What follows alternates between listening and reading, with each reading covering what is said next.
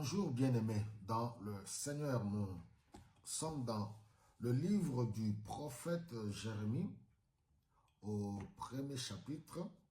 Alors, je vais lire à partir du verset 5. Il dit, « Je te connaissais avant même de t'avoir formé dans le ventre de ta mère. Je t'avais mis à part pour me servir avant même que tu sois né. Et je t'avais destiné à être mon porte-parole auprès des nations. » Quelle belle parole. J'aimerais dire à quelqu'un, aujourd'hui, tu n'as pas à te sous-estimer. Ne laisse personne de ton entourage, ni de cette époque-ci, te sous-estimer, ni te minimiser. Tout simplement parce que tu as du prix aux yeux de Dieu. Tu as de la valeur aux yeux de Dieu. Même si ceux qui t'environnent ne peuvent pas trouver quelque chose de bon en toi, ce n'est pas grave. Ce n'est pas du tout grave. Ceux qui te côtoient ne peuvent pas connaître réellement qui tu es, ni te prendre en considération, ce n'est pas grave. Parce que nous sommes dans une société où beaucoup de gens vivent, ils sont en manque d'amour à cause des regards des autres, à cause du point de vue des autres. Ce qui est important ici, Dieu te dit aujourd'hui que je te connais. Wow. Voilà un jeune homme, Jérémie, que Dieu a appelé pour confier une mission au milieu de son peuple. Et vous savez que parler de la part de Dieu, ça n'a jamais été facile. Parce que tu vas apporter un message.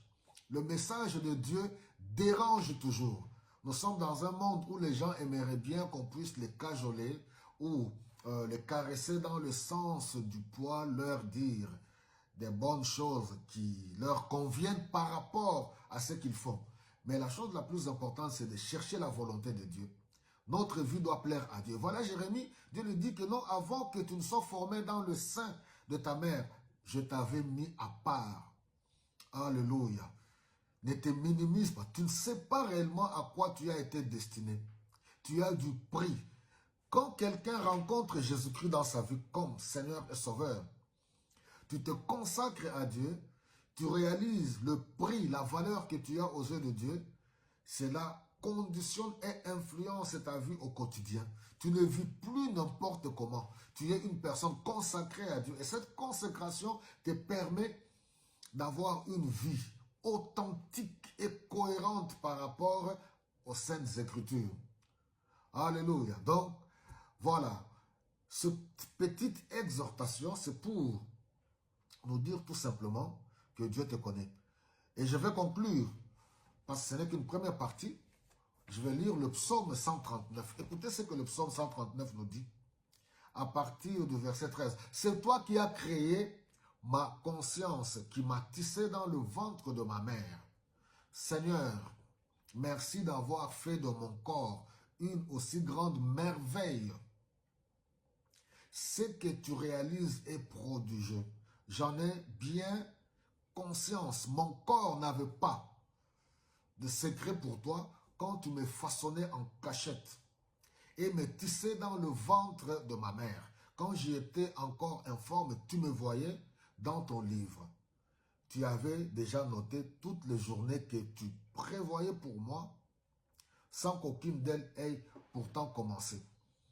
Cette parole t'est destinée pour réaliser que tu n'es pas n'importe qui. Tu as du prix aux yeux de Dieu. Tu as de la valeur. Dieu te connaît. Dieu a un programme pour ta vie.